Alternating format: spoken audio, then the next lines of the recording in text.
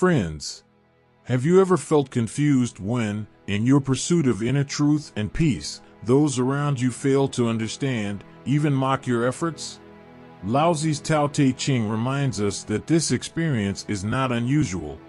When someone truly connects with the Tao, their actions, responses, and even their presence begin to differ from the norm, often inviting skepticism from those who have yet to awaken.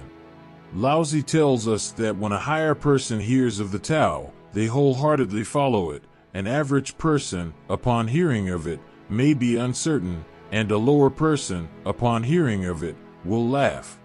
Why? Because the profundity and simplicity of the Tao defy conventional logic, transcending ordinary experiences and mindsets. Only when someone feels the Tao within their own heart can they truly understand and integrate it. Yet, such a realization is not easily accessible to most. In today's video, we'll delve into the different levels of understanding the Tao as described in Tao Te Ching, exploring why true wisdom often appears unconventional and elusive. We'll reveal why those who seek truth may seem to go against the current of society, yet are actually moving toward genuine freedom and liberation. By the end, you'll gain a deeper understanding of your inner journey, seeing why following the Tao is a unique yet vital path. You'll learn to rise above others' mockery and doubt, walking confidently on the path to truth, and finding peace and strength within yourself. Let's embark on this ancient and wise path together, moving toward true awakening and freedom. On the qualities of the Taoist. When the highest type of men hear the Tao, truth, they try hard to live in accordance with it. When the mediocre type hear the Tao, they seem to be aware and yet unaware of it. When the lowest type hear the Tao, they break into loud laughter. If it were not laughed at, it would not be Tao. Therefore there is the established saying, "Who understands Tao seems dull of comprehension. Who is advanced in Tao seems to slip backwards. Who moves on the even Tao path seems to go up and down." Superior character appears like a hollow valley. Sheer white appears like tarnished. Great character appears like insufficient. Solid character appears like infirm. Pure worth appears like contaminated. The greatest myth that I have come across is that of mankind. There exists nothing like it. There are as many mankinds as there are men. There is not one kind. Every man is so different from every other that a humanity does not exist. It is just a word, an abstraction. You appear to be similar, but you are not, and that myth has to be thrown away. Only then can you penetrate deeper into the reality of man. No old psychology ever believed that humanity exists. In fact, if we are going to classify, then all the ancient psychologies classify man in three divisions. In India, we have divided humanity into three parts: sattva, rajas, tamas. Lao Tzu has not given the names, but he also divides humanity into three kinds exactly the same. These three divisions are also arbitrary. We have to classify to understand, otherwise there are as many mankinds as there are men. Every man is a world in himself. But this classification helps to understand many things which would be impossible to understand without it. Try to understand the classification as clearly as possible. When the highest type of men hear the Tao, truth, they try hard to live in accordance with it. When the mediocre type hear the Tao, they seem to be aware and yet unaware of it. When the lowest type hear the Tao, they break into loud laughter. If it were not laughed at, it would not be Tao. The first is sattva, the second is rajas, the third is tamas. The highest type of man, when he hears about Tao, suddenly feels in tune with it. It is not an intellectual understanding for him. His total being vibrates with a new song, a new music is heard. When he hears about truth, suddenly something fits in. He is no longer the same just hearing. He becomes totally a different type of man. Not that he has to use his intellect to understand it. That would be a delayed understanding. The highest type of man understands immediately, with no time gap. If he hears about truth, with just the very hearing of the truth he has understood. Not that he has brought his intelligence to understand it. No, that would be postponing his total being understands it, not only the intellectual part. Not only his soul, not only his mind, but even his body vibrates in a new unknown way. A new dance has entered into his being, and now he can never be the same. Once he has heard about the truth, he can never be the old again. A new journey has started. Now nothing can be done, he has to move. He has heard about light and he has been living in darkness. Now unless he achieves it, there will be no rest for him. He will become deeply discontented. He has heard that a different type of existence is possible. Now unless he reaches it, attains it, he cannot be at ease. He cannot be at home anywhere. Wherever he will be, the constant call from the unknown will be knocking at the door continuously. Waking, you will hear it. Sleeping, you will hear it. Dreaming, and the knock will be there. He will hear it. Eating, he will hear it. Walking, he will hear it. In the shop, in the market, he will hear it. It will be a continuously haunting phenomenon. Just by hearing? Mahavir said that there are two types of people, and giants have not understood it at all. A very revolutionary thought has been completely lost by misunderstanding. He said, there are two types of people. One type become muktas, become liberated just by hearing. They are called Shravakas. The word Shravak means one who has heard and just by hearing is transformed. Then there is a second type who cannot become liberated just by hearing. They have to practice it. They are called sadhus. Now a great misunderstanding exists. The Shravak has to bow down before the sadhu. In fact, just the opposite should be the case, because the Shravak is a greater soul. He is attained just by hearing, but the sadhu has to practice just by hearing. He could not attain. His receptivity is not so keen, his sensitivity is dull. He is not a first-rate mind, he is a second-rate mind, a mediocre mind. This you can see. If you go and look at the sadhus of the giants, you can immediately feel they are dull. Some intelligence is lacking, their perception is not total. They are taking years to practice a thing which can be understood immediately. They are doing it the hard way because they don't have the intelligence to choose the direct, straight, easiest way, simply and spontaneously. They are doing 1,001 things to attain that which can be attained with a perceptive mind immediately without doing anything. In fact, a man who becomes aware just by hearing has a greater quality of consciousness than a man who has had to work for it for years, to do sadhana, to practice this and that. He is a dullard, a mediocre mind. I have been observing thousands of people. I have met all types of people. But sadhus have always appeared to me to be a little dull, and I was always worried, what is the matter? Why do they look a little dull, a little mediocre? Their intelligence is not of the highest quality. By and by I understood that the reason that they could not attain to it just by hearing was because they didn't have the intelligence. That's why Krishnamurti goes on saying that there is no need to do anything. In fact, for the first-rate mind there is no need to do anything. Just by hearing, by right listening, one attains. But where to find the first-rate mind? It is very rare. Unless a Krishnamurti comes to listen to Krishnamurti, it won't happen. But why should a Krishnamurti go to listen to a Krishnamurti? It is absurd. It has no meaning. A man who has that kind of perceptivity can become awakened just by listening to the song of a bird, just by listening to the breeze passing through the trees, just by listening to the sound of the water flowing. That's enough. Because from everywhere the divine speaks. If you are perceptive, whatsoever you hear you have heard the divine. Nothing else exists. All sounds are his, all messages are his, everywhere is his signature. For the first-rate mind the path is not a path at all. He simply enters the temple without any path. There is no need for any bridge. Lao Tzu says that when the highest type of man hears the Tao, there is immediate perception, immediate understanding.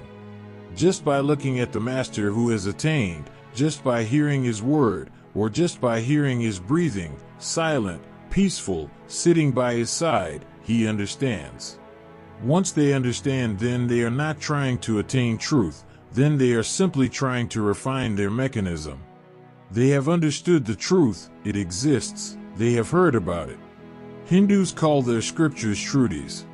The word Shruti means that which has been heard.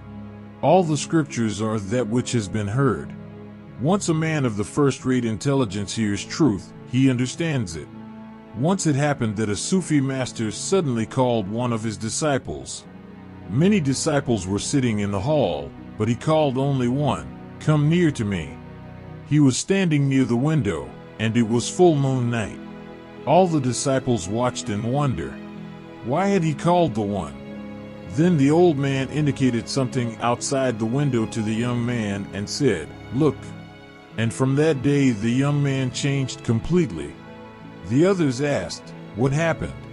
There was nothing, we know, only the full moon night.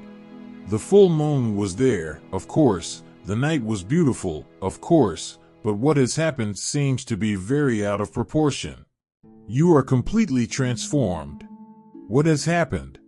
The young man said, "I heard the master and I was so silent because he called me. I was so without thoughts, so peaceful, that when he indicated the moon something opened inside me, a window. I had a perception which I had never had. I looked at the moon with new eyes. I looked at the moonlight with a new being. Of course, I have seen the view from a very far away state of my mind and I will have to work hard to reach it, but now it exists. Now I know it is a certainty. Now there is no doubt. But I will still have to reach that state because I have looked through the eyes of the master. Those eyes were not mine. He gave his to me for a single moment. I borrowed them. I have looked through his being. It was not my being. The window was not mine. It was his window, and he allowed me to look through it. But now I know that a different type of existence is possible, is not only possible, is absolutely certain. Now it may take many lives for me to reach that goal, but the goal is certain.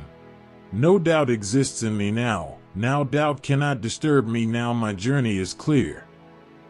When the highest type of men hear the Tao truth, they try hard to live in accordance with it. They hear, they understand, then they try hard to live in accordance with it. They have looked through the window of the master and they have become certain that now it is an absolute fact. It is not a philosophy, not a metaphysics. It is existential.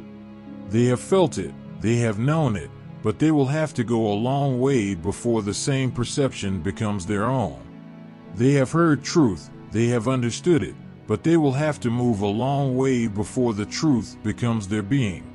The highest type try hard to live in accordance with it, not that by living in accordance with it and trying hard one achieves it. No. Just by trying hard nobody achieves it, but by trying hard, one by and by comes to feel that the effort itself is a barrier in the final stages of the transformation. By trying hard one comes to know that even trying hard is a barrier, and one drops it.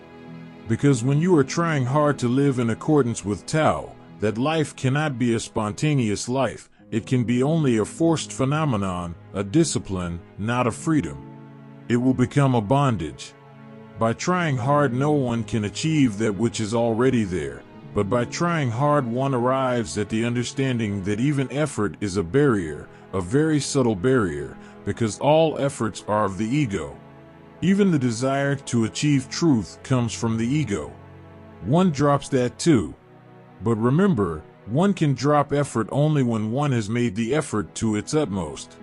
You cannot say, "If that's the case, then I should drop the effort from the very beginning." Why make it? You will miss the whole point. That's what is happening to those who have been listening to Krishnamurti. He says, and whatsoever he is saying is perfectly true, that no effort is needed. It is right, but it is right only for those who have been making a very great effort with their total being. It is true only for those they can drop it.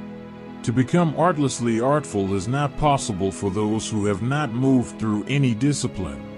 Finally, an artist has to become completely oblivious of his art.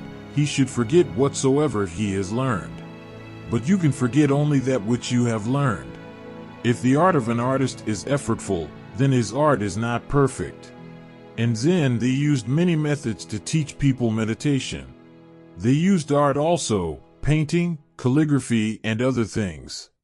A student would learn painting for 10 or 12 years until he became absolutely technically perfect. Not even a single error existed in the technology of the art.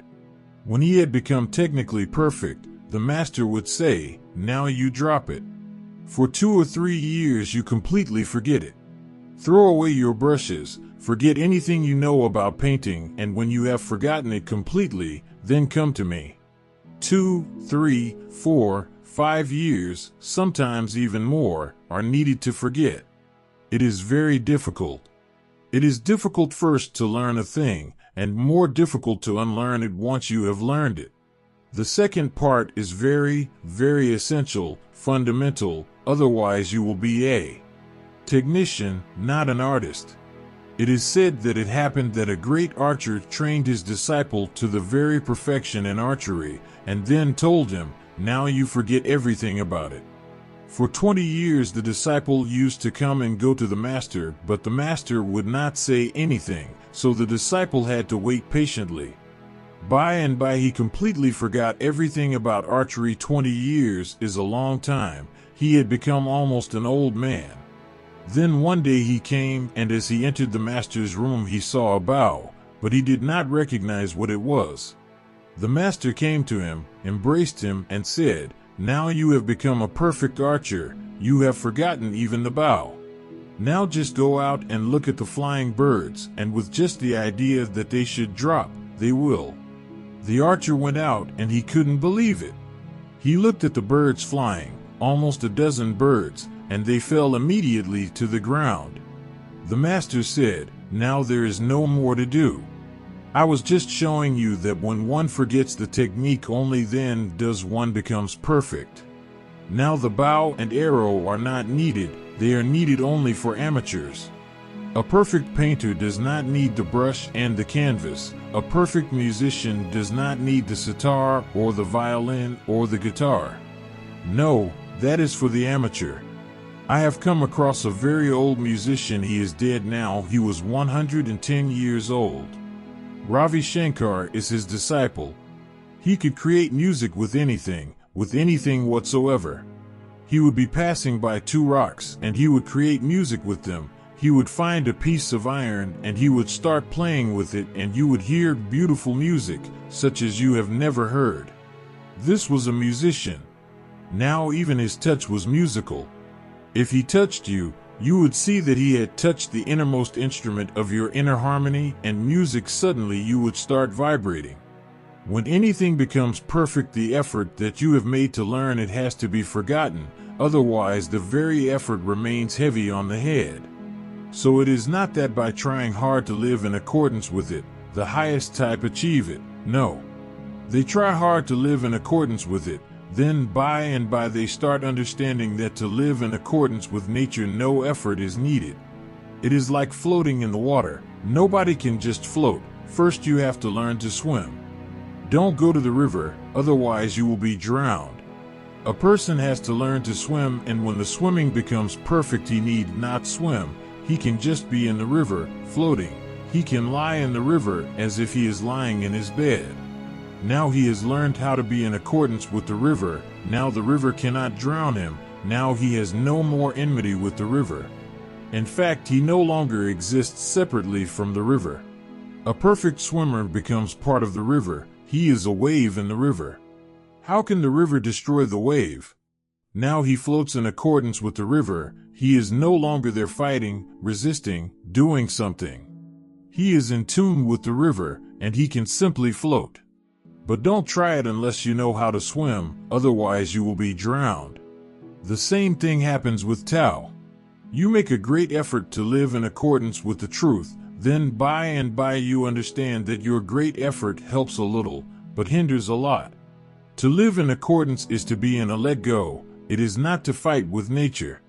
To live in accordance with nature is to be one with nature. There is no need to struggle.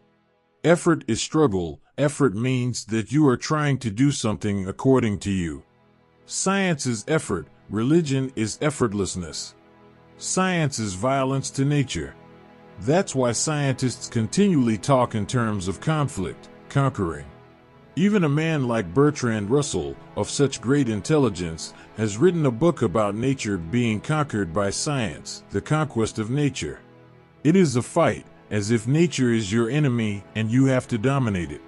Science is deep politics with nature, a deep war, and enmity. Religion is not a fight at all. In fact, it is to understand that you are part of nature. How can the part fight with the whole? And if the part tries to fight with the whole and then becomes anxiety-ridden, what can you expect? It is natural. If the part tries to fight with the whole, if my hand tries to fight with my whole body, the hand will get ill. How can the hand fight with the body? The body supplies the blood, the body supplies the nourishment. How can it fight with the body? The hand fighting with the body? It is foolish. Man fighting with nature is foolish. You can live only in accordance with nature. Religion is surrender. Science is a war. Science strengthens the ego, and the whole problem for religion is how to drop the ego. Through effort it cannot be dropped. So remember this. When the highest type of men hear the Tao, truth, they try hard to live in accordance with it. That is their first standpoint. Once they understand, they hear, they feel, they taste, they feel the affinity with it, and they start the hard effort to live accordingly. But by and by, as they grow in it, they start understanding that effort is not needed, rather, effortlessness. Finally, they drop effort and become one with nature. Then they are no longer part of humanity, they become superhuman. Then they are no longer part of the struggling humanity, they are no longer struggling. They appear like men, but they are no longer men. When you come across a man like Laozi, he is not a man. When you come across Buddha, he is not a man. That's why we have called such people avatars, just to make a distinction from ordinary humanity. We have called Jesus Son of God, not that he is not Son of Man, he is Son of Man, but we have to make a distinction. If we call Jesus man, then what will we call ordinary humanity? Then we will have to find something subhuman for ordinary humanity. To call ourselves human, we have to call Jesus superhuman. We have to call Buddha an avatar, Krishna a god. These are just symbolic gestures to show that even the first type of man, the man of sattva, transcends when he drops all effort and moves in accordance with nature. Somebody asked Laozi, "How did you attain?" He said, "I was sitting under a tree, and I had done all that could be done, all that was humanly possible, and I was completely frustrated. Much had happened through it, but not all. Something was lacking, missing, and the missing link was the most difficult to find, elusive. Then while I was sitting under a tree, a leaf, a dry leaf, fell from the tree slowly, and moved in the wind. The wind was going north, the leaf moved north, then the wind changed course, started moving towards the south, and the leaf started moving towards the south. Then the wind stopped and the leaf fell down on the earth. With not a single complaint, with no struggle on its own part, with no direction of its own. If the wind was going south, it was going south. If the wind was going north, it was going north. If the wind stopped, it fell down on the earth and rested beautifully. Then again there was some wind, and again it rose high in the sky, but there was no problem. Suddenly I understood, the message hit home. From that day I became a dry leaf, and the missing link, which was so elusive, was elusive no more. The missing link was only this, that you can attain many things through effort, but you cannot attain Tao through effort. Finally you have to leave effort, and suddenly everything fits, you are in accordance. Then you don't give direction, then you are no longer a director, then you don't say to the winds, "Go south, because I am on a journey towards the south." Then you don't have any destination, then the destiny of the whole is your destiny, then you are not separate. Then you don't think in terms of individuality, you have become part of the whole, and wherever the whole is going, you are going. If the whole changes its mind, you change your mind. If the whole stops the journey, it is beautiful. If the whole runs, you run with it. That is what in accordance means. With not a bit of mind of your own, when you have become a no mind, the whole lives through you, lives you, moves through you, moves you. Now you don't breathe, the whole breathes you. Then everything is a benediction, a blessing. How can you be tense then? Worried about what? All worries exist because you have brought an individual destiny into your mind against the destiny of the whole. You are moving up current. This is the whole secret of your failure. You are moving up current. Then you are worried, tense, and anguish, and anxiety, almost going mad. Anybody will go mad if they are going up current because the fight is so hard and so meaningless. And one day you will feel tired, and then it will look like a frustration, a failure. The wise man leaves this up-current nonsense. He simply allows the river to take him wheresoever it is going. If it is going anywhere, good. If it is not going anywhere, good. Then suddenly you are still, silent. Only then, never before, does real meditation happen and all effort is dropped. But you have to make the effort first, otherwise you will never understand that it has to be dropped. You can drop it only if you have been in it, and from the very beginning it is almost impossible for you to be so wise as to drop it. How can you drop a thing which you don't have? When the highest type of men hear the Tao truth, they try hard to live in accordance with it. When the mediocre type hear the Tao, the people of Rajas, they seem to be aware and yet unaware of it. That's what the mediocre mind is: a little aware, a little understanding and a little non-understanding, a little part lighted and a little part in darkness, divided. To be divided is to be mediocre. To be divided against yourself is to be mediocre because it dissipates your energy. It can never allow you to be an overflowing, celebrating existence. If you are trying to create a fight between your right and left hand, how can you be happy? The very fight will kill you, and there is going to be no result from it, because how can the left win, or how can the right win? Both hands are yours. Any type of inner conflict makes you mediocre, and those who teach you to be divided are your enemies. They say, this is bad and that is good. Immediately division enters. They say, this is lower, that is higher. Immediately division enters. They say, this is sin and that is virtue. Immediately division enters. You are split. The whole of humanity is schizophrenic and everybody has become mediocre. To be one is to be blissful, to be divided is to be in misery. To be one is to be in heaven, to be divided is to be in hell. The more divided, the greater will be the hell, and you are just a crowd, not only too many. Psychologists say that man has become polypsychic. He has not one mind now, he has many minds. In small matters also you have many minds to eat this or to eat that. Sitting in a restaurant, looking at the menu, you are polypsychic whether to order this or that. It is as if you have lost all possibilities of decision, of being decisive, because you can only be decisive if you are one, a unit. How can you be decisive? When one voice says this, another voice immediately contradicts and says that. One voice says, go to the east, another says, go to the west.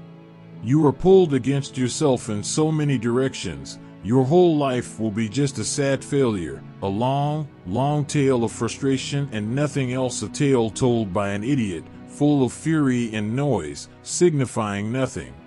Significance is possible only when there is a unison within.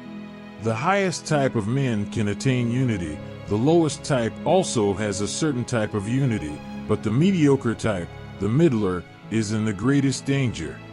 You can see wise persons like Buddha or Lao Tzu in unity or bliss surrounds them. They move surrounded by a subtle ecstasy, If you look at them, you can see they are drunk with the divine.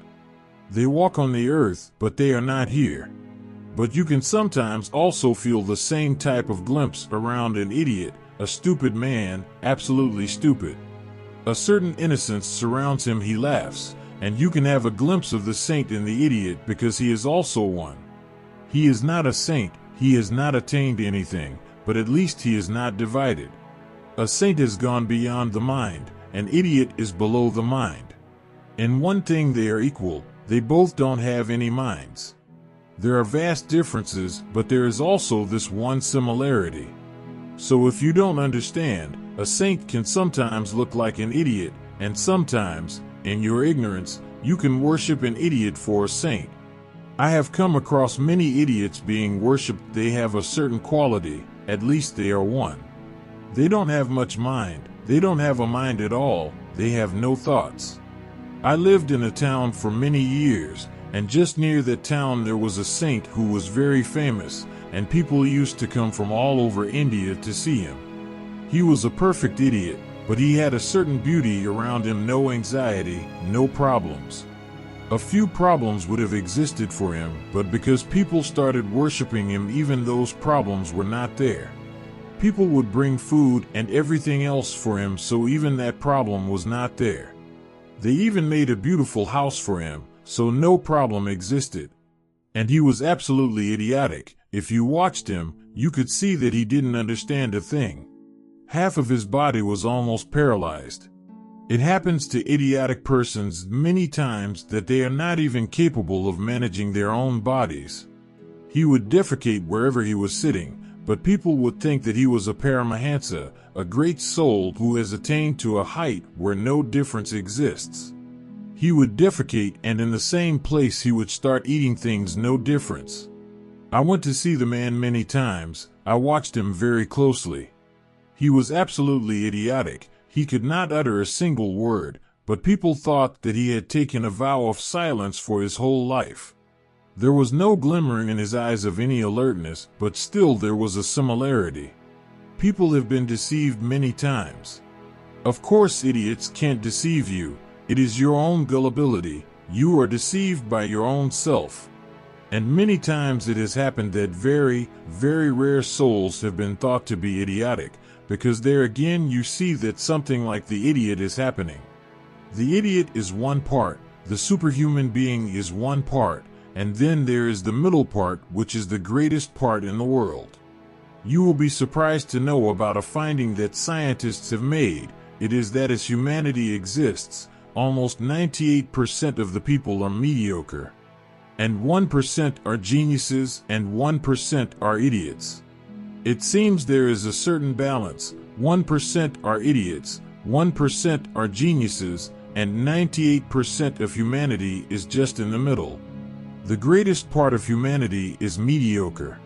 The mediocre part, says Laozi, seems to be aware and yet unaware of it. If you talk about truth, the mediocre mind understands it intellectually but does not understand it totally. He says, yes, I can understand what you are saying, but still I miss something. What do you mean? The word is heard, but the meaning is lost. He finds that he can understand intellectually. He is an educated man. He may be a graduate, a PhD even. He understands whatsoever you are saying because he understands language, but he feels that something is being lost. He understands the word, but the word is not the message. The message is something subtle. It can come with the word, but it is not the word. The word is like a flower and the meaning is like a fragrance that surrounds it. If your nose is not functioning well, I can give you a flower, but I cannot give you the fragrance. If your mind is not functioning totally, I can give you the word, but I cannot give you the meaning, because the meaning has to be detected by you, decoded by you. I can give you the flower because that is not a problem, but how can I give you the fragrance? If your nose is not functioning, if your nose is dead, insensitive, then nothing can be done. I can give you 1,001 flowers, but the fragrance will not happen. The mediocre man understands the word but misses the meaning. He goes on listening to Tao. If there is a man of Tao, he has a certain attraction towards him. He feels that there is something. A little aware, he suspects that there is something, but he cannot be certain. He understands, and yet he understands not. Many people come to me and say, "Whatsoever you say, we understand," but nothing happens. "We have understood everything you have said. We have read your books many, many times. We have underlined almost every line, but nothing is happening. I can give you the flower, but how can I give you the fragrance? You have to cleanse your nose. You have to become more sensitive." And that is where meditation can be helpful. It makes you more sensitive, more alert.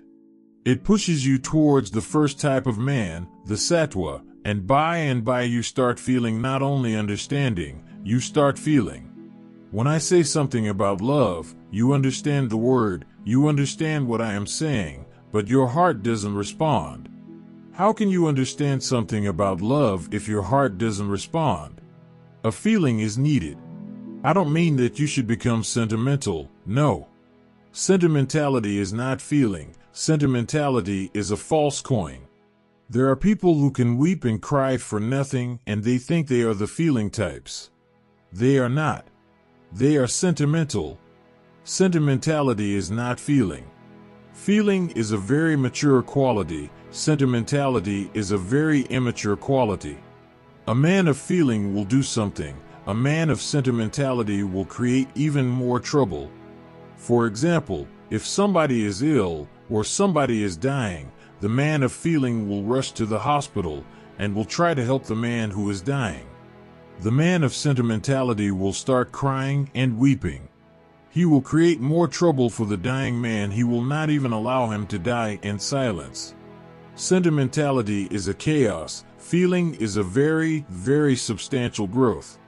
When I talk about love, if you have feeling, then not only your head understands, but your heart starts throbbing in a different way. Then the fragrance reaches you. Meditations can help you because they are cathartic. They will throw out all the dust and dirt that you have collected within you that is stopping your sensitivity. All doors of perception in you are covered with dirt. You would like to see rightly, but there are so many suppressed tears that they won't allow you a clear eye. You would like to smell the flower, but you cannot, because the whole of civilization has been suppressing the nose. You may not be aware that the nose is the most suppressed part of the body. Man has lost smell almost completely. Even horses and dogs are more sensitive than man. What is happening to man's nose? Why has it gone dead? There is a subtle mechanism working behind it because smell is deeply concerned and connected with sex. Have you seen animals smelling each other before they make love? They will never make love unless they smell, because through smell they feel if their body energies will meet or not, whether they are for each other or not. That smelling is a feeler. A dog moves, smells. If the female dog suits his sense of feeling and sense of smell, only then does he make any effort, otherwise they move on their separate ways. He is not worried at all, finished. That female dog is not for him, he is not for her. Smell is the most sexual sense in the body, and when civilization decided to suppress sex, automatically civilization decided to suppress smell also. Whenever a woman wants to make love, she suddenly starts throwing subtle smells around her, and that would be dangerous in a civilized world where sex is not accepted. If you walk on the street with your wife and, looking at some other man, she starts throwing off the smell, you will smell the smell immediately. Then your wife cannot deceive you. She cannot say that she had not even looked at that man. The wife herself cannot smell that her body is throwing off a certain smell, neither can the man to whom she has become suddenly attracted. Your noses are completely closed, you don't smell. And things are beautifully settled, no trouble arises. So if you really want to smell the flower also, if you want not only to carry the flower but to enjoy the smell as well, then you will have to come to a more natural state of non-repressed sexuality. Otherwise, it will not be possible. And if all your five senses are covered with dust and dirt and suppressed, they will make a mediocre mind, because the mind is nothing but a collective reservoir of all the five senses. Then you are mediocre, then you can go on becoming more and more scholarly, but you will remain a fool because you will not be alive. Have you watched the phenomenon that pundits are the most dead people you can ever see? Professors, scholars, they are the most dead people. They don't see, they don't smell, they don't taste, they are almost dead, all their senses are dead. Only their head functions, alone, without any support from the body. If you cut off their body, they will not be worried, only don't disturb their head. They will on the contrary be very happy if the head can function without the body. Then they can go on in their scholarly trips with no trouble from the body. No illness disturbs, no hunger disturbs. I have heard something about Edison, a very great intellectual giant, but completely dead in his senses. One day it happened that he was doing some mathematical work, and his wife came to call him for breakfast. But it was an order from him that if he was too much engaged he should not be disturbed for such petty things. So she came and left the breakfast near him so that whenever his work was finished he would see the breakfast and eat it. Then a friend came, but Edison continued, much involved in his work. The friend also knew that he was not to be disturbed, so what to do in the meanwhile? He found the breakfast, so he ate it, then pushed aside the things and waited. Then Edison looked at him, looked at the finished breakfast and said to the friend, "You came a little late, I have already finished breakfast." A scholar does not know even his hunger. He lives in the head. Scholars are always mediocres, perfect mediocres, and the problem for the mediocre is that he understands that deceives him, because he thinks he understands, finished. And he doesn't understand a bit, he remains unaware. His understanding is only of the head, not of the total being, and unless understanding is of the total being it is not understanding at all. Intellectual understanding is not understanding at all, that is a misnomer. When the mediocre type hear the Tao, they seem to be aware and yet unaware of it. When the lowest type hear the Tao, they break into loud laughter. The lowest type thinks this truth, Tao, is some sort of joke. He is so profane, so shallow, that nothing about the depth appeals to him and the laughter is a protection. When the shallow man, the lowest type, hears about truth he laughs. He laughs because now you are going funny. He knows well that there is no truth at all, that nothing like truth exists. It is just an invention of cunning people to exploit other people. He laughs loudly that laughter is a protection because he is also afraid that the thing may exist. Through laughter he brushes it away, he throws it away. Through laughter he is showing his derision, his condemnation. He is saying that the whole thing is nonsense. At the most you can laugh at it and nothing else. You will come across the lowest type everywhere.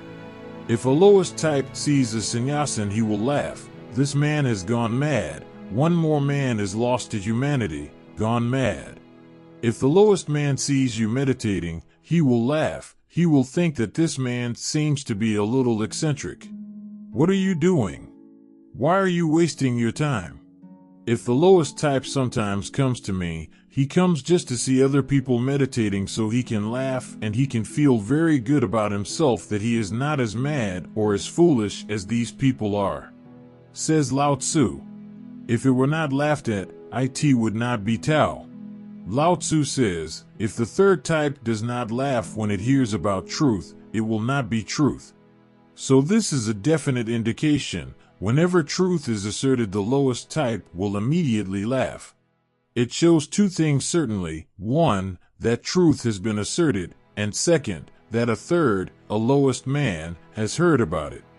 Between truth and the third man, the lowest, laughter happens. Between the mediocre and the truth, an intellectual type of understanding happens.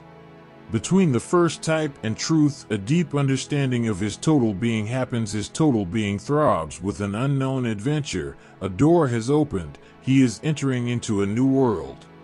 For the second type of man, the door opens, but only in the mind. It is a thought door, not a real door. Into it you cannot enter. At the most you can philosophize about it, think about it. The first type of man enters the door. The second type of man at the most thinks about it and goes on thinking. The third type of man does not even think. He laughs loudly, and everything is finished at that. Then he forgets. The third type of man is the Tamas. The third type of man, if he wants to reach truth, will have to become the second type. The second type will have to become the first type, otherwise there is no way. Therefore there is the established saying, "Who understands Tao seems dull of comprehension." The third type and the second type are the greater part of humanity. The first type is a rare flower. Because of this greater part of humanity, the majority, the man who understands Tao seems dull of comprehension. A real man of understanding seems dull of comprehension to the people of the first and second type. Who is advanced in Tao seems to slip backwards. The man who advances towards truth seems to slip backwards. People in the world will say, "What are you doing? You were achieving so many things, now you are slipping back. You were just going to be made a cabinet minister, and what are you doing taking sannyas?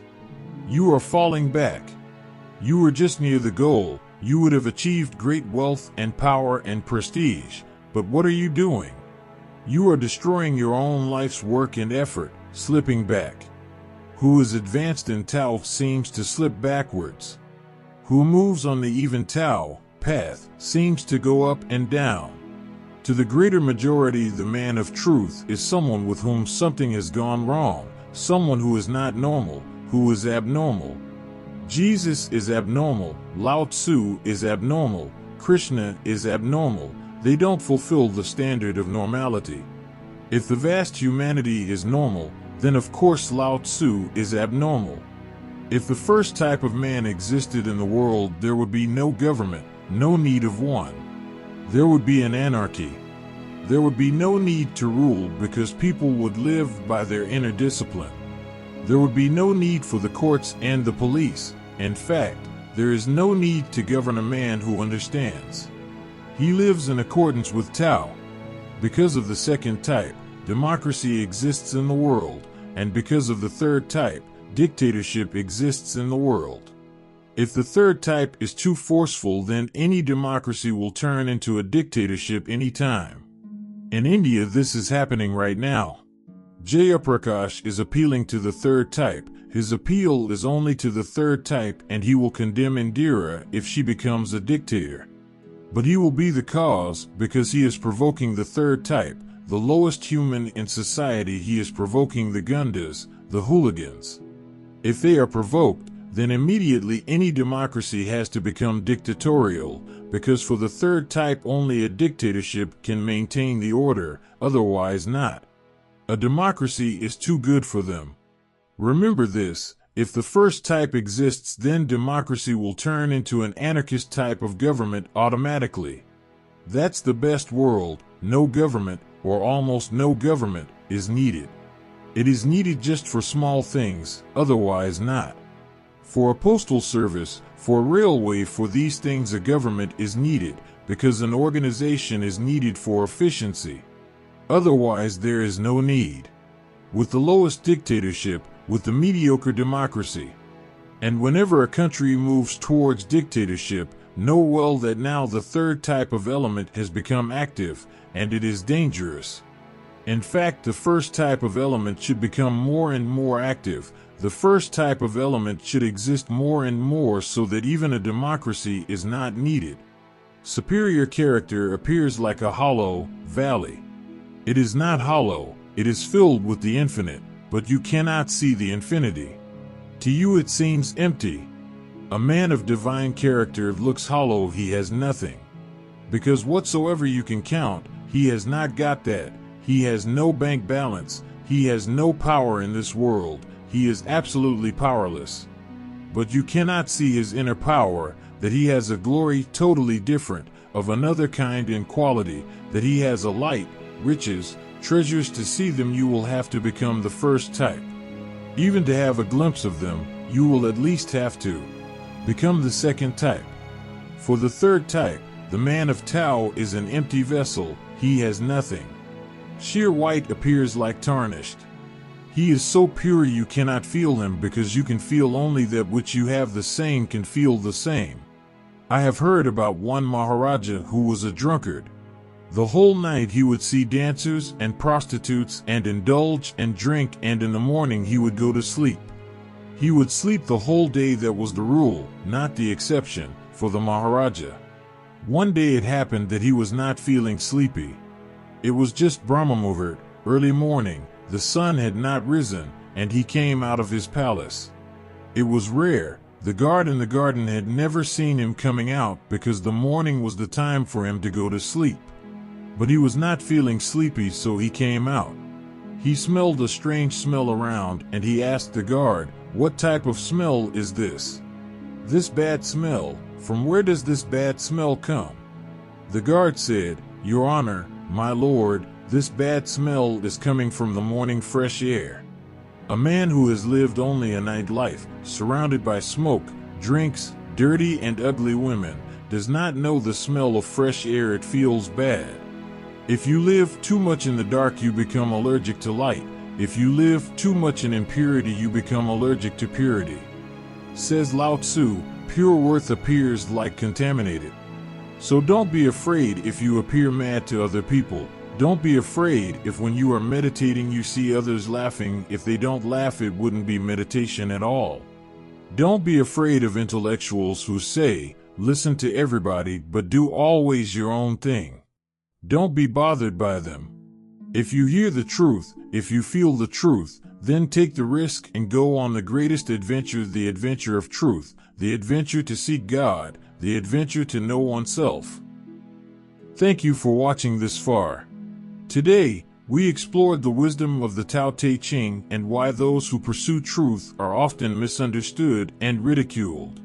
Laozi reminds us that the true Tao isn't easily grasped, especially by those unprepared to accept it.